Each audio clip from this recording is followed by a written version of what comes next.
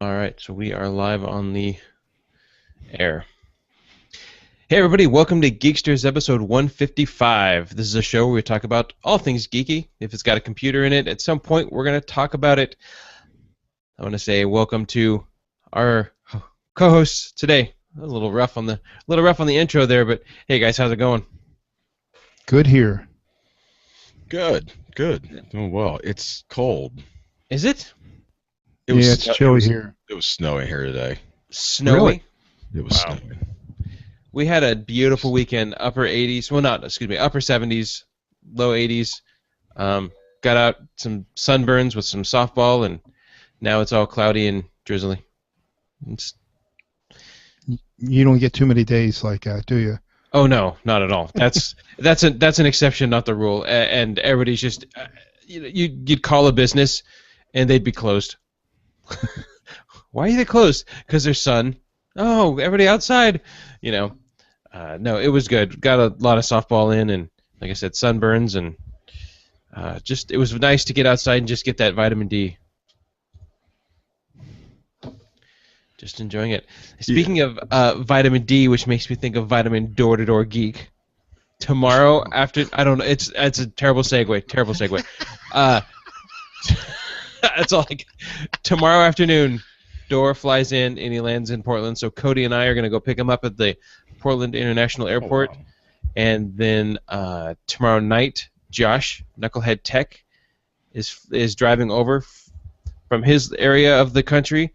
And so tomorrow night in my house, I will have Door, Cody, Josh, and then I believe Josh is bringing his son.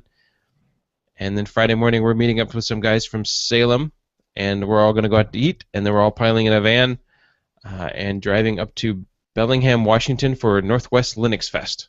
So How far is that from you? It's about 6 hours. So giving Tour a taste of the medicine he gave you a couple years ago. Nah, it'll be it'll be nice. We go through Olympia, and then we go through we're gonna go through Seattle, so SeaTac, Space Needle, and all that kind of stuff. And then once you get above Seattle, it's kind of it's just woodsy, and you go along the coast for a little bit here, and it's nice. I haven't seen any dates for Ohio yet. No, I haven't seen any yet either, but so I'm looking forward to seeing everybody again. Looking forward to hanging out with a whole bunch of people. Yeah, I'm Up always in- getting on me. Make sure you plan ahead of time. Yep. So any exciting computery stuff you guys did over the last week? No, not Tim, say really. no. Oh, No. Oh, gosh. update real quick on my wife's tablet. I did do a factory reset, and it did solve. It's pretty much solved everything. It's maybe not as quite as fast as it used to be, but it's working properly now. Was this the Android update? I couldn't remember. If Yeah, that's what the lollipop piece of. I mean, I think it slowed my phone down actually. it made my phone all wonky. Yeah. I did Yeah. remove because I used to use the finger because I have a Samsung Galaxy. Mhm. Use the finger to log in, and the phone would get hot. It wouldn't work right, and I've got tired of swiping my finger. It wouldn't read my finger right. I don't know, so I got rid of it. Just removed that and went straight to a You just give it the finger to log in. right. I wasn't. That's what I heard. No wonder it got all It got all hot and it got all hot under the collar and or that. so I removed that. Told it not to do that anymore. Told to use the pin, and just instantly huge performance increase. I don't know. The battery lasted longer. It just doesn't go through battery as much. It doesn't get as hot. So the one thing I do need though is that if I turn it over, and so at night I'll flip it over on screen side down, but then I'll wake up in the middle of the night because there's something glowing and the screen has turned itself on. So I need to find an app. I need to find an app or something, but to turn it so when it goes face down to turn off because it doesn't turn off at all. As you can Even see, if you hit the button. I can hit the button, but then as soon as I get a text, as soon as I get a message, it'll come kick back back on, on. and then it won't turn off. So, Tim, you're satisfied with your HTC M8? Very much so. I mean, coming from the Razer, it's a Well, enormous I mean, improvement. it's every 2 years, just the advances in the technology are big. And, as far as the updates and everything, like I said last week, I, I, I I upgraded it to Lollipop. I mean, it was a fresh device. It Right. wasn't a whole lot of Yeah, anything going on. So I don't know. I sometimes I think that you're almost better off if you can swing it. Just do that. Reset the factory right, out of the box state, the factory settings. Um, and I know Liam. I've heard Liam recommending formatting the SD card, which I'm sure there's I never asked him why, but that sounds like a really good idea. Everything's been updates, but yeah, I've been very satisfied, and yeah, there you go. great. Yeah. But that thing that you're talking about, Martin, you know what that reminds me of? Like, what wasn't that horrifying? Like the very first time you ever opened up, like your like a brief bag and pull out your laptop to find it been in there like for hours running, and it was like 200 degrees, and you're like, "What are you doing? I turned you off and I put you in there." And Right. whatever, Oh yeah. and maybe it didn't. I don't know. Maybe it hadn't actually like shut all the way down. 'Cause, I mean, you wouldn't like just put it to sleep, put it in there, but that kind of reminded me of that. Well, even now, I don't know if I mentioned this on the show. I probably didn't, but my laptop I have just a like a briefcase type style, soft, and my laptop is hinge side up, so it's okay. Right. And I was working on some stuff, and I had it on a box. I was carrying a computer in, and I went to go open a door, and it slid, and the laptop slid off, and I was about 3.5 feet up in the air, Yeah. and it landed square on a concrete ground, and I heard a crunch, and I thought, man. So I got inside the place, and I opened it up, took my laptop out, and now I have this nice chunk missing of my laptop on the bottom. But what it's done is it broke one of the left side locking mechanism on my Lenovo that locks the screen down. Right. So because what I could always do was just close it, it would go to sleep mode, and I'd put it in my bag, and every now and then it would freak out, and I would open it up, and I would have the hot bag. Yeah. Now I can't. Now I can't do it because it doesn't lock. I've forgotten the term for that. It's technically that's called hot bag. It's called yeah. I had the hot bag. Now I can't do that. I have to shut it off every time. So because it doesn't lock closed, and Yeah. I thought I could do it, and then one time I got the hot bag, and I thought, you know what, I'm gonna I'm gonna burn it up. So I could never trust sleep mode. I'm a hibernate man. I like hibernate. It doesn't take that long to wake it up with Nest and Steve. I can never trust sleep because to me things happen. Like it wakes up and it wants to do things. It's like not right now. Then you have the hot bag, and that's no good. Yeah. So I have to shut it off now. And I thought that night I started looking for a new laptop. I said, "Arr," and then all right, I'll live with it. It just doesn't latch close. That's all it is. It was off. It's just damage to the frame itself. It didn't crack the screen. Some of the parts separated, so I had to snap them back together. But the screen all intact. So my vainness, I decided to put that away and just live with it, not instantly go out and buy another laptop because I have because the corner's a little chipped. Well, there is a duct tape for that. I know, but it was in pieces. It was actually. I meant the latch. Oh, I thought about that actually. I thought about maybe getting here's what I thought was get a big rubber band. When I close it, I can just rubber band it closed and then put it in my bag. Yeah, that's right. Because duct tape will just leave stickiness on there. That's well, yeah, that's right. I guess this is your laptop for show. Yeah. Well, no, this is my laptop for work. I'm always opening. That's what I'm saying. Yeah. When you're out there selling the sizzle. Right. Yeah, you can't sell the sizzle with duct tape on your laptop.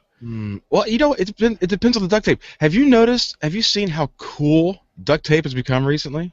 I mean, it's just not gray anymore. Have you seen some of this stuff? Oh yeah. If I get camo duct tape, nobody will notice it's there. I've seen camo. I've seen like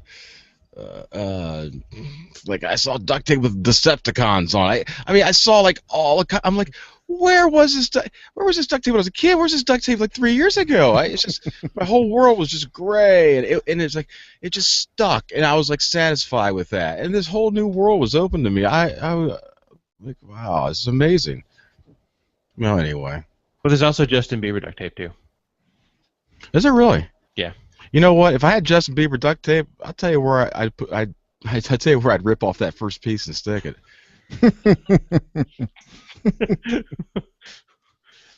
Yes. But not if nobody asks. So Nobody's. Yeah. yeah. Yeah.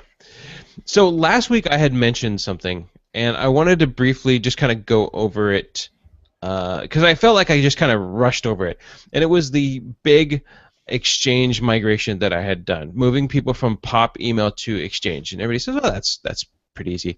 But this was a property management company, and so in each location you would have one or two users, but then both of those users were also seeing the property email account. Does that make sense? Yeah.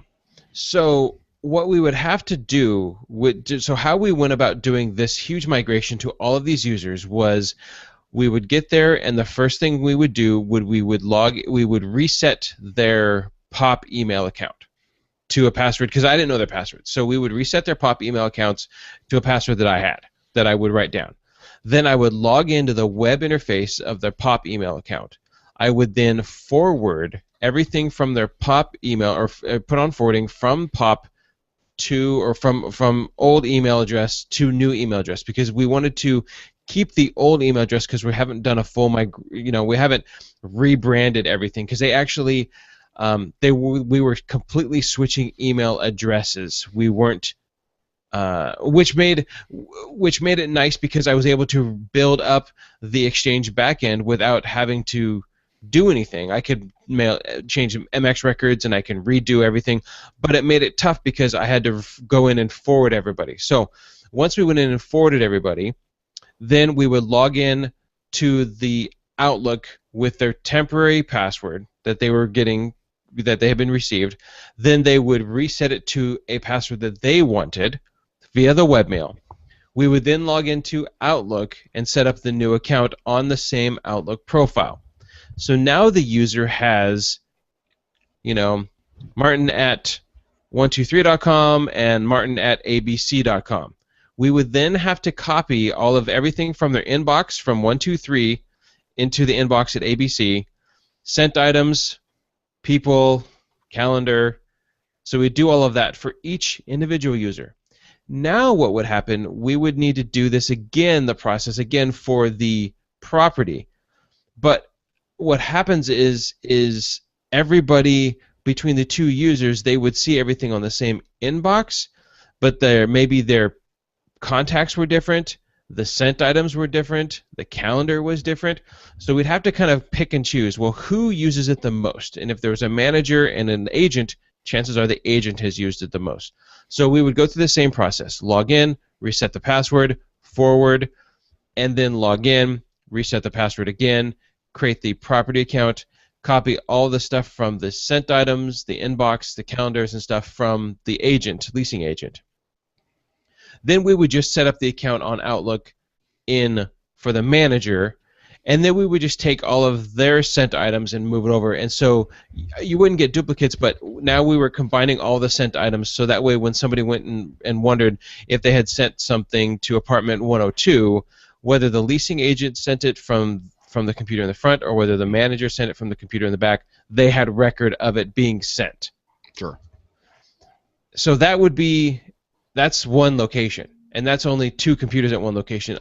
We had other sites that had 7 users, 4 users checking email for that. Then we'd have one site where it was just 1 user but 2 email addresses, and so this is why this process took almost 21 hours to do, is just because we would have to do all of those little steps, and they're nothing hard. It's just big giant steps, and you just have to wait. And we would leave and then have to come back, and then we'd had a couple sites where 3 sites were checking all 3 sites' emails.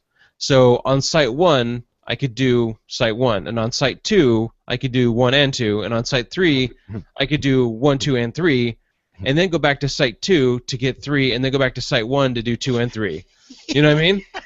You know, it reminds me of the man on the river, on the side of the river that had he had the chicken, he had the fox, and he had something else, and he had to get them across the river going 2 at a time. It was a bushel of wheat, and it kind of reminds me of that sort of thing. So no foxes ate your chickens. Then you got it all worked out. No, but yeah, so that's why it just took so long. And I felt last week when I just said, I just did an exchange migration, that it was a lot more in depth than that. Moving from a POP to an exchange account was pretty frustrating. But what happened now is we had, so earlier this week, there was a gentleman who had worked in one location. He now has moved to another location. All he had to do was use his webmail. He has got a tablet now. All he did was go, and we had the people who roam around a lot who don't actually have a physical computer. If they have a tablet or a smartphone, we have them get the Microsoft Outlook. It's called Microsoft Outlook Preview on their Android or iOS device. They just log in with that. You've got your contacts, your calendars, your sent items. Then they can log in the webmail. It looks the same. And he was pretty ecstatic that, even though he moved a location, because we've had people move before, and it's like, well, where's my sent items? Well, they're over there. So I have to export from site A to move to site B, and it can be done, but it's a hassle. Now, person moves from site A to site B, sit down, log in, done. Like it should be. And so this is what you call hosted exchange, where, and that's okay. And so basically, what that means is that if this company doesn't own a server with Exchange running, right? They're like, how does that? It's where? So where is it? Well, it's in the cloud. It's through, and you can get hosted Exchange through third-party companies like SureWeb, or I think GoDaddy may have some, but I'm not sure. There's a couple other places out there that resell hosted Exchange. I have a rep here locally in the Portland area that I've gone through, and so mine is right through him, but he doesn't resell it through me. I go straight. He's in a Microsoft account rep, so I get, instead of going through like SureWeb and using SureWeb's stuff, I just use my own MX records, but I believe they're just right to Microsoft. Oh, I see. Okay. And so go ahead. That's a phrase that I've heard so many times. Hosted exchange. How would one arrive at finding the best? Well, they're all the same. So I mean, it kind of depends on what you want to So some people like Fords over Chevys or Toyotas over Hondas. It's kind of like that. So if you're a big fan of like SureWeb, which I've used in the past, you can go through SureWeb and get hosted exchange through them. Or you could just go what I do, and I have my own rep, and I just go through them. It all lands in the same spot. It all gets hosted by Microsoft, and all it is instead of having exchange, like you said, instead of having Exchange server on site, that whole Exchange server is in the cloud, which means that you still have to change your MX records, your mail records on your domain. You still have to do routing, but it makes it easier where now if a person is on site at the location or off site or traveling, you can get all your email and it just synchronizes. So hosted exchange is exchange hosted by Microsoft. Right, or another third-party company, yeah. Okay, and well, I guess that's my question. The third-party company. So I don't know how, like say SureWeb, for example. I don't know if they have physical boxes in their colo, or their location, where they would say this is our Exchange server. I don't know that. So all the hosted exchange means is that you are paying somebody else to actually host a physical box that you have your Exchange server. Now, some people like that, and some people don't. Some people like to be able to say, walk over and physically touch a box and say, this is my email. But then you have to be responsible for managing and maintaining that box, and managing and maintaining the network, and managing and maintaining backup plans, because if, say, your network goes down then mail won't make it to you. So then you need a secondary mail record, which will then say, if I can't get to site A within a certain amount of time, fail over and go to site B. And then site B is always checking site A. And then when site A comes online, site B forwards all of that email to site A, and then you get all the email, and you haven't lost anything. You need that if you're hosting yourself. If you have it hosted in the cloud, there's already built-in redundancy. If a path to San Francisco goes down, but yet your data is being spread between San Francisco, San Jose, and New York, then if San Francisco goes down for whatever internet connection, then you have redundancy.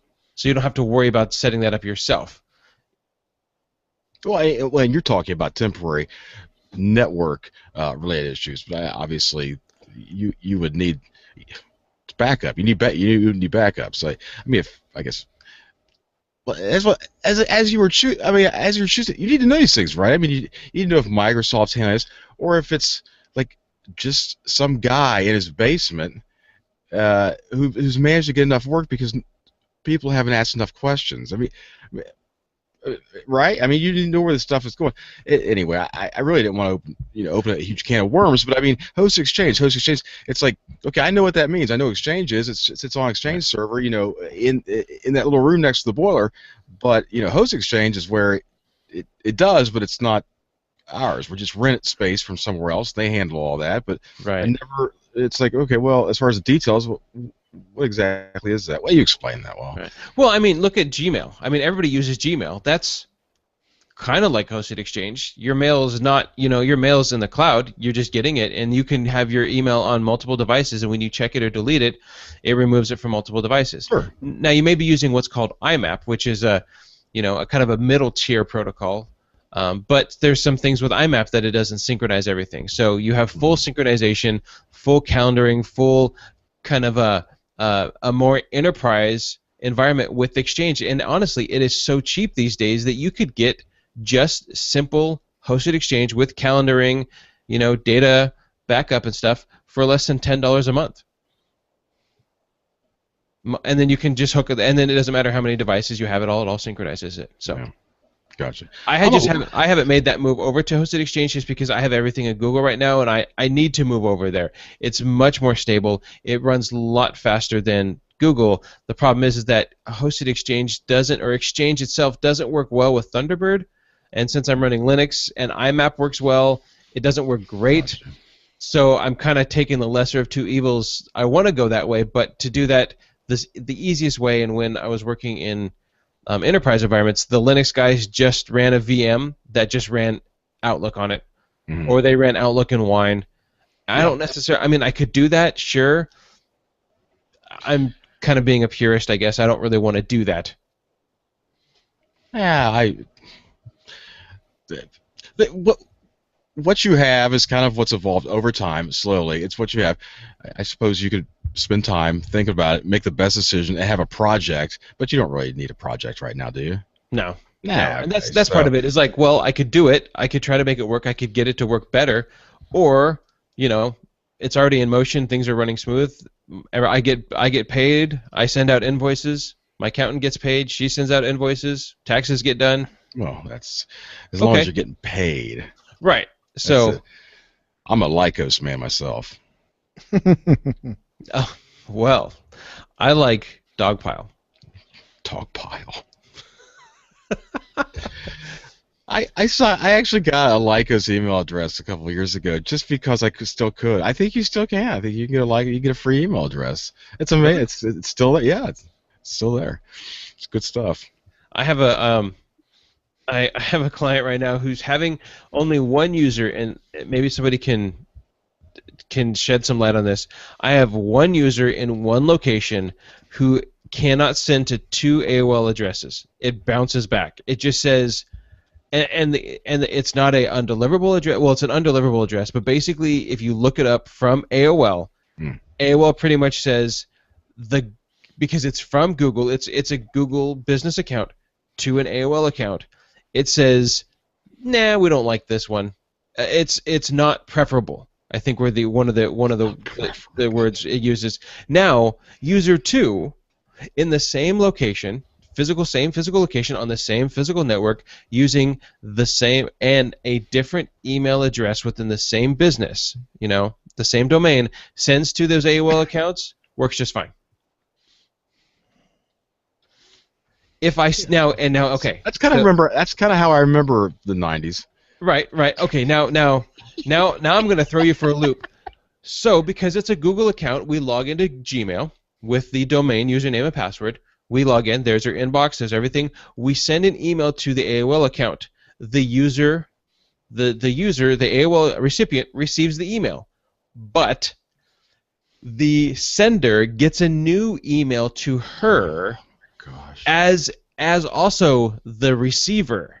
Oh my gosh. I was like, wait a minute, I sent an AOL address to that person and it comes to you as a new email. But through Outlook it bounces as non-preferable. So the one thing I haven't done yet and is create a new email address and then send it and see if it has something to do with your email, but it's one of those things where I'm like, yeah, you can't. Anyways, AOL just says not preferable. It's, you know what, and that's being kind. Yeah, That's clearly a euphemism. Right. AOL is pretty much saying, stick it. It's not preferable. Not preferable. Not preferable. It can pound salt. Salt. I've never heard of that one before. Hey, one of the things that I want to mention, and I brought this up on the show before, is this little link sprinter that I have. So this is the Fluke. by Fluke's Link Sprinter 200. This one has the wireless device, so basically you just plug it in, you turn it on, and it lights up, and you have cloud, server, DHCP link, and trying to get focus there.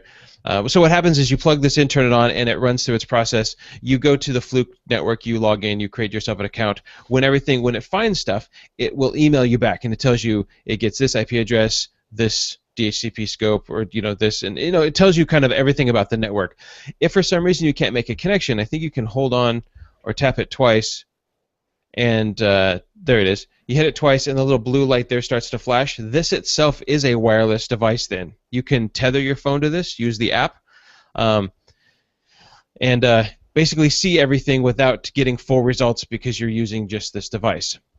Well, Link Sprinter has come out with one on either side. They have the 100, which is the same thing but no wireless, and then they have the 300, which is everything you get here wireless, plus it gives you cable length. So I spoke with a local Podnuts listener here that I've done some work with before and gave him first dibs and said, hey, would you be interested in buying my Link Sprinter 200 that I paid $300 for that I'm willing to sell for $150?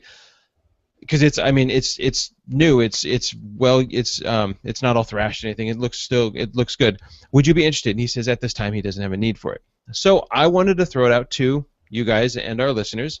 If you're interested, let me know. I'd be willing to sell it for $150, which is half the cost. It's the wireless device. So if anybody's interested, let me know, because I want to purchase the 300, which is $400. But then I'll have two of them. I don't need it. So if I think we just got an inline ad for something. Right. Did that just happen? It did. So if anybody wants to buy this, I don't know if I'm going to throw the case in it, but you do get the cables and stuff. So Link Sprinter 200. That's a great. I just want to throw that out there. Everything must go. I'm just going to start selling stuff here.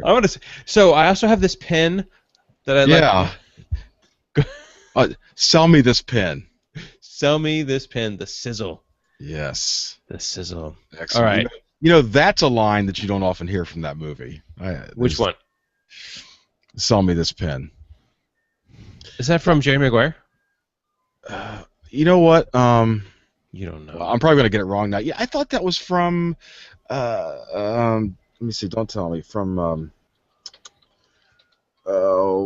Something. The. Oh my God. Wolf of Wall Street? Is that what it's from? I don't know. I haven't seen Wolf of Wall Street, but I googled You it. just googled it. I heard Mitch back there clicking in. Actually, I think it is. Okay. Good movie. I haven't seen it yet. I was thinking of a different movie. You know what? It's you take the whole family to enjoy it. No. It's not for adults. Come on, Tim. I didn't say it was for kids. You got me on that.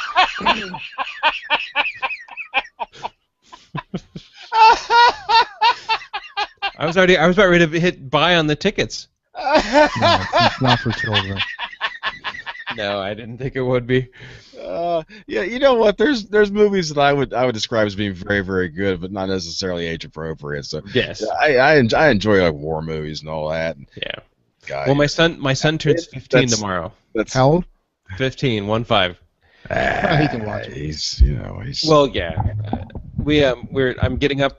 We're early, normal time, but we're getting out the door early. The DMV opens at 8 o'clock, and we're going to be in line to get his driving permit tomorrow morning. Oh, I see. Okay, yes. I already asked. So I have the Toyota that I drive, which has 225,000 miles on it, and it holds up quite well. But the reason I'm driving is because I drive a lot, and there's no reason to put all the mileage on my wife's new Honda, right? The Pilot. Oh.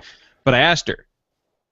So if we drive away from the DMV, which vehicle do you want Jonah, my son? I said, which vehicle would you like him to drive? I'm going to let her make the decision. Don't use the Honda. Well, the Honda drives so much nicer, though. Yeah, I know. That's yeah. the whole point. Yeah, I know, exactly. So, anyway, so speaking of cars and buying stuff, you can... What are you selling now? I'm not selling anything. Oh, I would love to buy... See, now I'm on alert now. Everything's a big sell. The one car that I've always wanted, not practical in any sense, is a DeLorean. You can still buy DeLoreans from the factory. New? I don't know. They're refurbished. Okay, all right. So what it is the company, DeLorean Motor Company, DMC, purchased all of the spare parts from all over the world, and they have, in this little video, they've got an ad, I think it's in San Francisco or LA or Santa Monica, Santa Barbara, somewhere, California. They have, no, this is in Texas, I don't know. Anyways, it doesn't matter. They have all of the parts, so they have a warehouse full of transmissions and headlights and doors and windows and, I mean, everything you can need. So you could buy, basically, a new one from them. If you go online, you can go to the company, you can buy one, and they start at right around $56,000, and you can get some down there for with 6,000 miles on them, but those are a little more expensive. But if you have the money, so I asked this for my birthday, and my wife already said no. So that's out of the question, but you can buy, if you have the money, a DeLorean. I want to read this because I want to know what they say. What I remember happening is that when it was John, right, John DeLorean, when he finally lost the company, right, and he got messed up in some drug activity stuff, right? Yeah, that's what it was. It was the devil's dandruff when he hot bag. when he I don't know anything about that guy. I don't know if that's something I'm supposed to feel bad about or if that's something he just had coming to him. I don't know. I mean, I give him credit. The guy, worked for GM, had a good thing going, left, started his own deal. That car was really unique in a lot of ways, and the movie didn't hurt it either. That movie didn't hurt it at all, but a stainless steel body was a pretty unusual thing.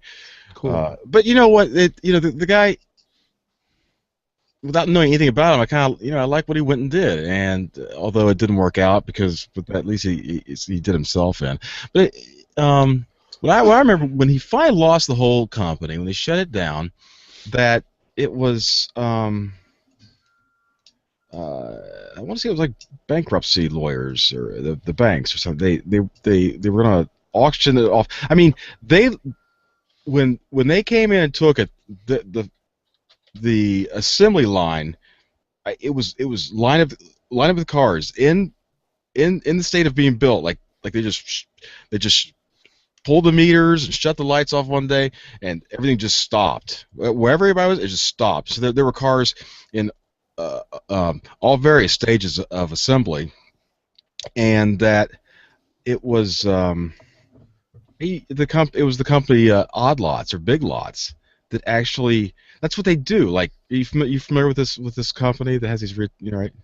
With the big lots? You know, Big Lots. Yeah, Yeah, like they have like they've just got like stuff in them. Yeah, it's like a dollar store, but everything costs $2. Right. Yeah. It's creep plan, but yeah, they've been around for the stores are the retail stores. I mean, they've done a lot to try and clean them up. But 20 years ago, they were just it was kind of like the Goodwill. It's like where everything in the Goodwill store comes from originally. And that's kind of like what Big Lots or Odd Lots was.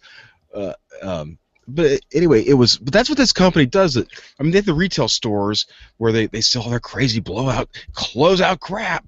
But it's kind of like I think like the overarching company, like what they do is that they go in and they buy, big lots of stuff. Or I guess they sell off the odd lots in their retail stores. I don't know, but that they actually went in and bought. I think that they pretty much went in and it was like, okay, this is what's left, and they're like, okay, this is what we'll pay for it, and it's pennies on the dollar, but that's what they do. And so at one point, it was this company, this awful Big Lots retail store that they actually owned all of the DeLoreans, all of the factory. I think that they actually, I'm not sure of this, but I think they actually owned all of the, like the, all the dies, the presses. Somebody does. I don't know if it was them, but somewhere that stuff exists that they could start stamping these things out tomorrow. If somebody wanted to. So there's so much mystique wrapped up around the car. And you know what? It's still a beautiful thing. I can see a lot of interest generating this. And you know what? Especially with the stainless steel body panels, it's kind of like the fiberglass on the Corvettes and the Fieros and such, that they don't really age the way steel bodies do. So they do have a certain timeless thing to them. But I would take a look at that. I'm not a huge fan of the car, like as if I wanted one, but I've always been a very interested follower in the story. It's just a sad story, but it's interesting how it's really grown wings. I'm glad you brought that, Martin. Well, he was arrested for trying to smuggle $24 million worth of cocaine. He was in a sting. That's a lot. That's right. Wow. And you know what? By any chance, was it like to try and keep his company afloat that wasn't Probably. doing well? Okay, that's... Yeah, because he was trying to get money up, and he's dead now, right? Yeah, he passed a while back. Yeah. But the car, Back to the Future, the movie was cool, and the car was cool in the movie. Oh yeah. I don't know if I guess you guys been in Disney World or Disneyland before. The one in Disney World, or actually Universal Studios, they had one of the cars there, an actual ride. Yeah, I've been, when I was a kid, I went to the Universal Studios in LA, not Florida, and I think they had a DeLorean as well. Yeah. This just now I'm able to see more people reposting this, but I swear I was the first one to post this, and I'm proud of that. But nobody's giving me credit, so okay. Man shoots computer in Colorado Springs alley, gets revenge he wanted, and a citation. So this guy was fed up with his Dell XPS box. Nice. It's a short story. Here it is. When Control-Alt-Delete doesn't work, just shoot the darn thing. That's what one man did on Monday night, according to Colorado Springs police. Lucas Hinch, 37, was cited for discharging a weapon within city limits after he took the fight with his computer outside and got the revenge most of us only dream about. He got tired of fighting with his computer for lasted several months. Lieutenant Jeff said he was having a technology problem, so he took it out back in the alley and shot it. Stroessner tweeted, Hinch, and he said, it's a quote, executed his computer in the alley on the 2000 or 2200 block of West Colorado Avenue. The penalty for the citation will be up to a judge, police said, adding that Hinch was good-natured about the citation and hadn't realized he was breaking the laws when he went Wild West on that useless piece of technology. Hinch shot it 8 times, Stroessner said, quote-unquote, effectively disabling it. The computer is not expected to recover. So this guy Gets mad at his computer, takes an alley, and pops it 8 times with a handgun. He could have Nice. called you. And I thought, oh, I did post this out earlier the week, and I said, raise your hand if you wanted to do this at least once a week. I went off on a keyboard before. That's about it. But I mean, to actually take your computer outside and just shoot it. Rah! I think there is a video on that somewhere. Who did that? Well, it was an office space where they took the copier outside. But that computer had it coming. You know it did. Oh You yeah. know it did. One more stink eye, and I swear I'll take you outside. But the guy was like, "Okay, I guess I get a citation." You know, he maybe got a citation. He may have actually been offered a job too in data destruction. You know, he really parlay this into something. Oh yeah, Yeah. So, yeah, and we also one of the things we did receive this over the last week was we received a voicemail from Jeff Owens. Gosh, I can't think of his last name. All right. Oh, you wanna play? Oh yeah. I'm sorry, Mitch. Can we go ahead and play that? Yeah, I gotta mute you and unmute that. Hold on.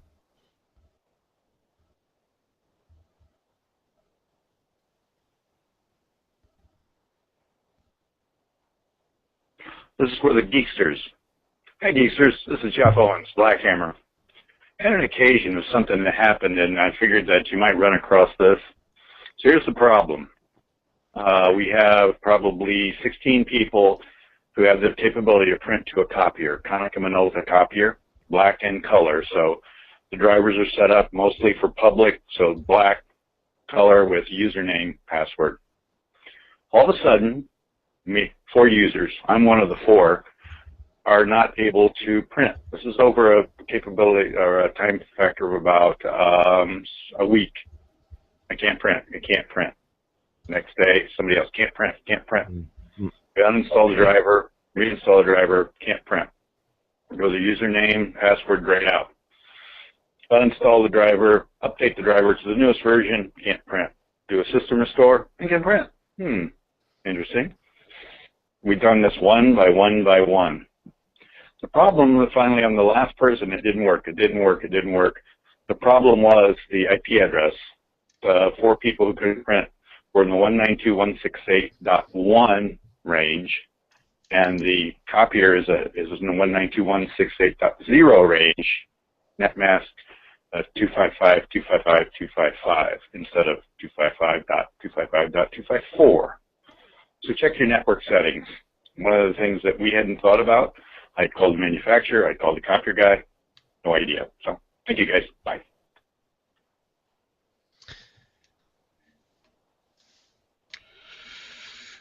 Yeah, I had I had a school that had gone above their allotted IPs, and so I had to do that to their school. And one of the switches I had given the right subnet to, but the other one I didn't, or something happened, and it was the same thing. All of a sudden, some people wouldn't get on, some people did, and I beat my head against the lab for so long. I think it was the primary router, if I remember correctly. I did everything but the router. And so what was happening is only half of the IPs could get out to the internet and access data where the other half could not.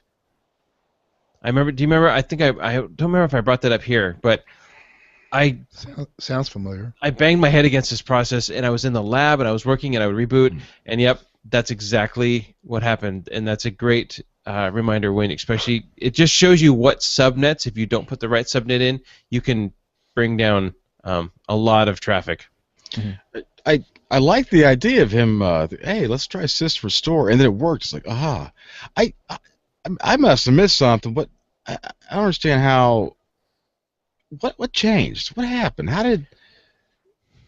So if you take an IP address of 192.168.0.1 through, it'll be 1 through 254 because 0 and 255 are unusable, right? Yeah. That is a /24. So the only usable IP addresses are .1 through 254, correct? And that's what you're going to see most of the time in homes, right?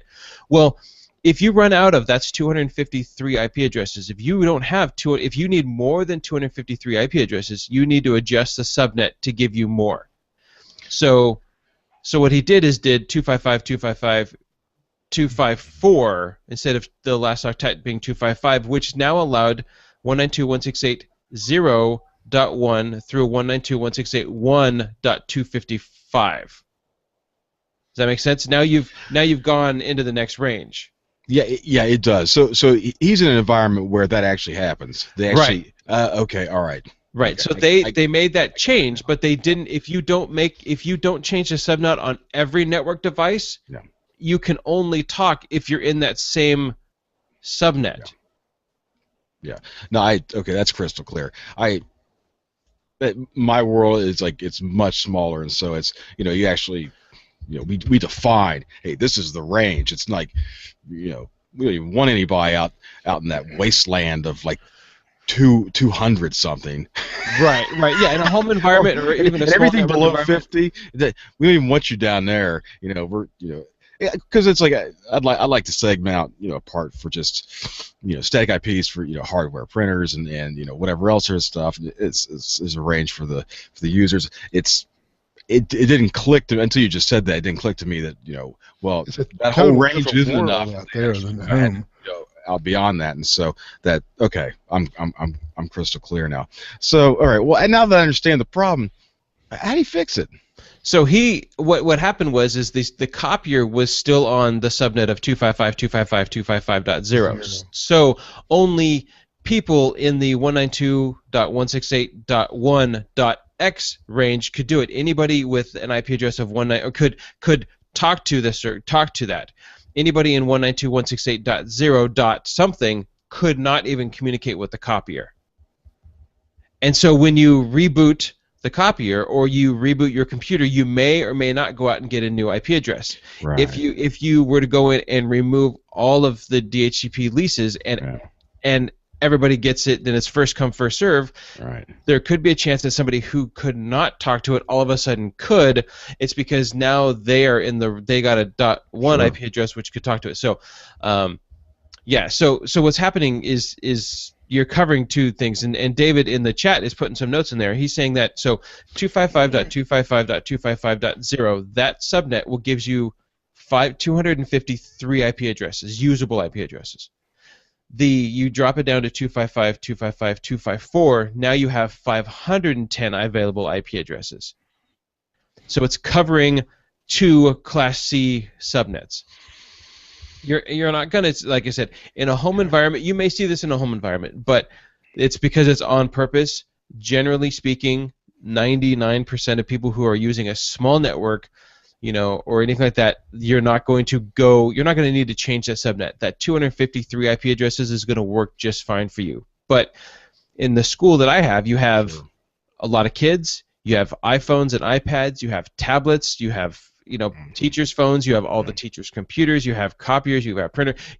It could fill up, and especially if. Oh, sure, absolutely. Right, and especially, Tim, if you're talking what you did, which is what I do. I segment things out. Okay, this range is for printers, this range is for servers, this range is for copiers.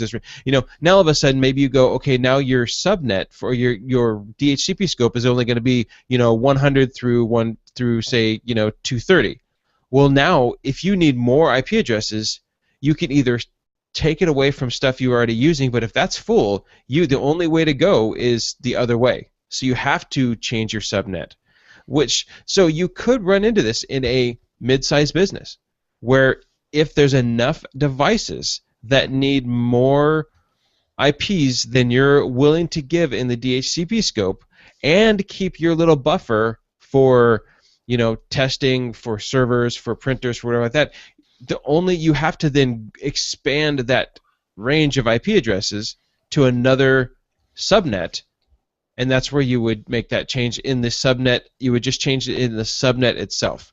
and now the DHCP scope knows to hand out 510 instead of 253.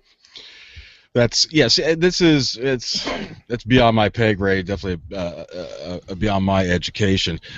But having heard the problem, what he just solve it, and your explanation right there, I have a pretty good grasp of what's going on. So yeah, that this just hasn't applied to the situations I've been in. But yeah, okay, got it. So it is one of those things where you change it and think nothing of it, and then remember, oh, there's one device that we don't think about very often. It may be a router, it may be something else, and that if that doesn't get changed, then you can't talk to it at all. And then it's so you can do this with a regular router, and oh yeah, you don't have to have a special router. Nope. You just change the 255 to 254. Yep. Oh yeah, it's just you can if you did it in See, I'm looking. I have these 3 PCs right for the show. I have on static IP address because they use this program for I can control all 3 PCs with 1 keyboard and 1 mouse, and I set it up by IP address, static IP address. Right. I don't. A lot of the low end home wireless devices or routers may not allow you to do that. Because if a lot of times they're just a drop down or something along those lines, are very simplistic. But if you can modify it and it gives you a bigger range in your DHCP scope, then there is a chance that you could do it. And really, if you're really doing this and doing a lot of subnetting, and you really needed to create different networks and segments and stuff like that, you need something a little more advanced. And David in the chat room is actually talking about VLANs, which are virtual networks.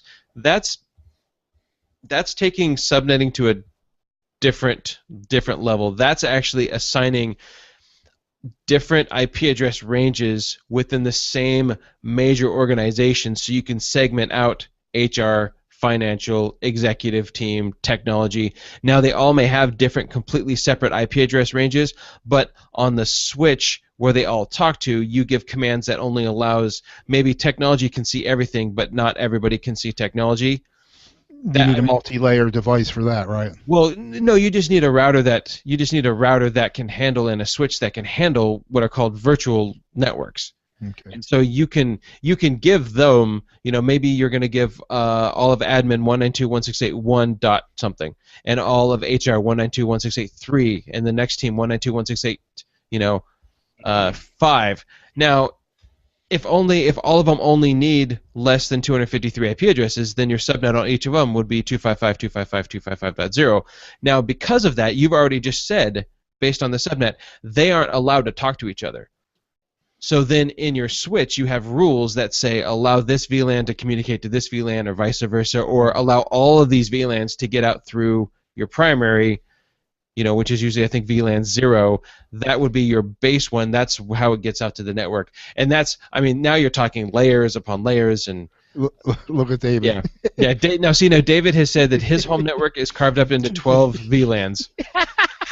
He's got more stuff than my company. I don't know. I don't have 12 rooms in my house. I know exactly. I don't think I have 12 computers. So.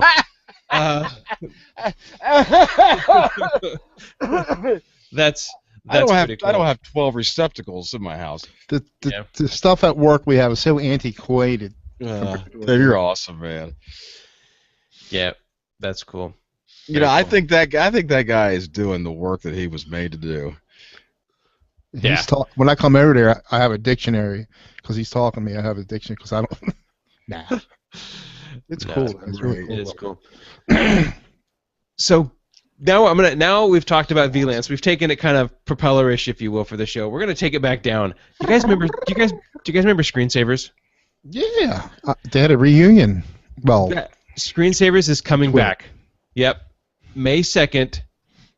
Twit is going to relaunch. Uh-oh. Oh man, see that's what you do. You don't come on our show and start talking about some other show. What's wrong with you, Mark? Yeah.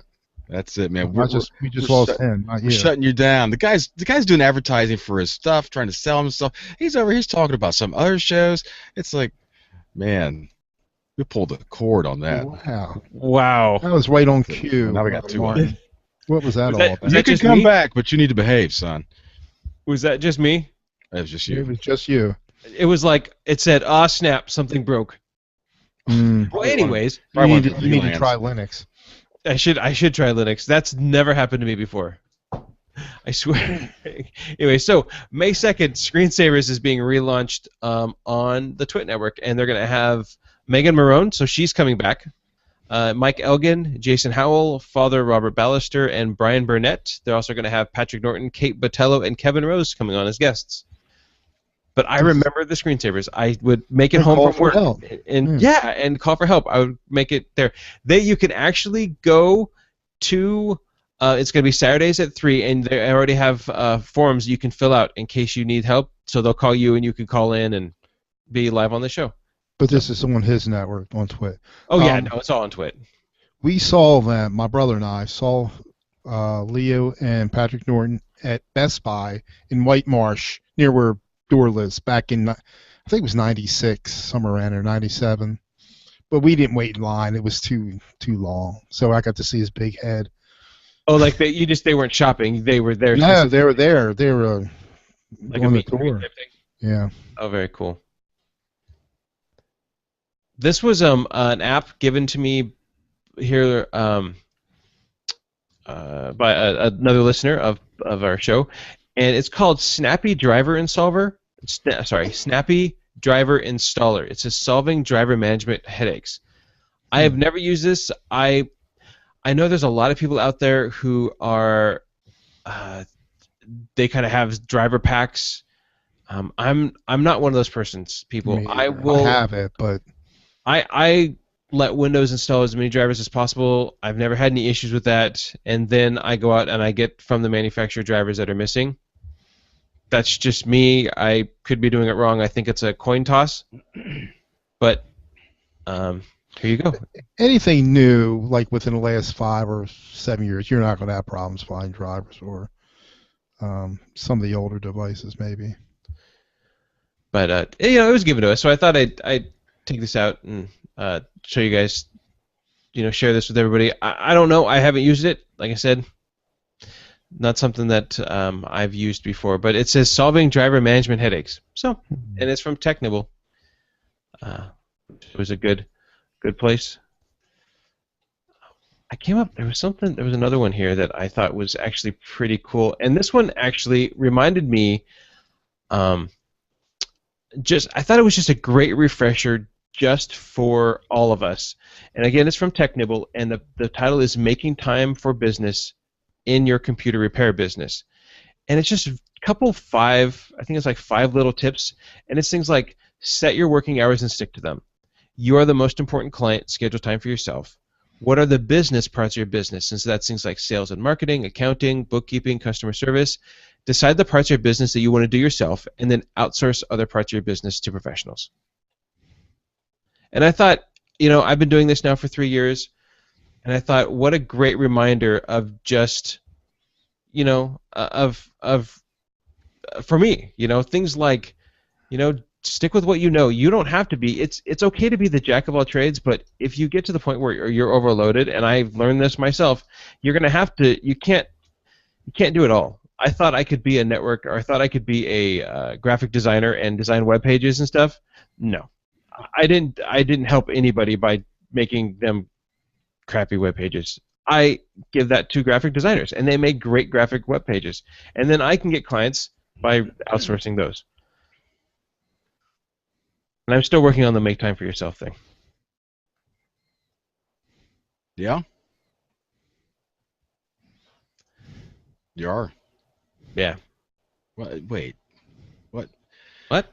What would you do with time that you made for yourself? Well, and actually lately, I'm going to whisper this very quietly so people don't hear me, is that it's been nice. I've had time to just relax and to just catch up. I haven't had time to like start any new projects, but I've had time to just recoup, and I'm not pegged redline all day long, which is nice. So.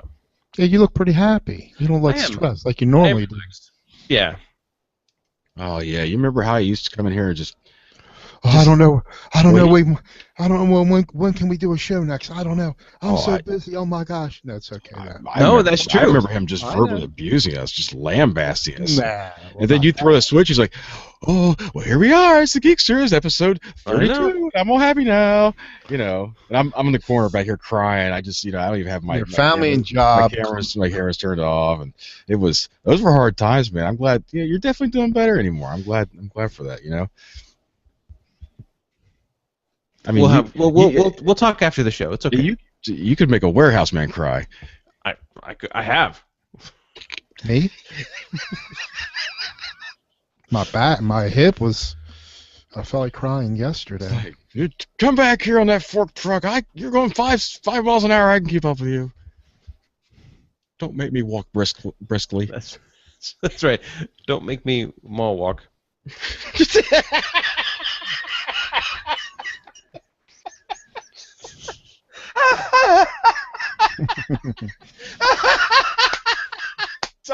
Clipping. No. Don't make me mall walk. That's the dumbest Hey, thing. hey, Tim, you missed it. I don't think you were in here yet. I had to go to the doctor's yesterday, Oh and my gosh! Don't was make my me mall something's going on with my hip, and walk. Okay. she checked me for hernia, and I said, She did, huh? if I pay extra, will you do it again? And No, I'm only kidding. She gave him change. No, that's right. That's she did say- any more than one hernia check is purely said, recreational. do I need a chaperone in here? I said, no, I trust you. Trust you. That's right. Yeah, All right, guys. You're getting up there. You're getting in like that range, that dirty old man range. I am an old man. That's I play that, because it's like you can say things but you're like kind of like sexually non-threatening, so you can pretty much say anything you want. You're right about that. Yeah, that's you can say anything you want and get away with it. There's a lot of freedom there. Well, guys, unfortunately, we got to cut the show a little bit shorter than we normally do today. I've got some prior arrangements that I need to get to, and I feel like your segues, man. It's like I got to work on them. when it comes to sexually non-threatening, we're cutting this show short. So, Mitch, people want to get a hold of us, send us a voicemail. What's the best way they can do that? Geeksters@podnuts.com, and we'll take those voicemails. But we love Jeff, but some other people call us at 7076 Podnut. That's 707-676-3688. Very nice, Tim. People want to Shoppers get a hold of you. online now. What's the best way they can get a hold of you, Tim? And find me. I'm Tim Bauermeister on the G+. Very nice. I'm Martin at Obando Computing. Again, I'm here. We're here we try to be weekly. We've been doing much better, which is nice. But go ahead and just give us a call. Send us an email. Week. It's a fiscal week. It is a fiscal week. I'm Obando in Google+, Obando Computing in the IRC. Guys, thanks for hanging out with us again this week. I will come back with rejuvenated splendor from Northwest Linux Fest and hanging out with our fellow Podnutsians. So, guys, have a great fiscal week, and don't forget to be Gerundled. We'll see you next time. All right, that's a All wrap. right. I'm going to stop the live broadcast, guys. I have really got to get going. Thanks, chat. What do you go All right. to? Bye, guys. All right.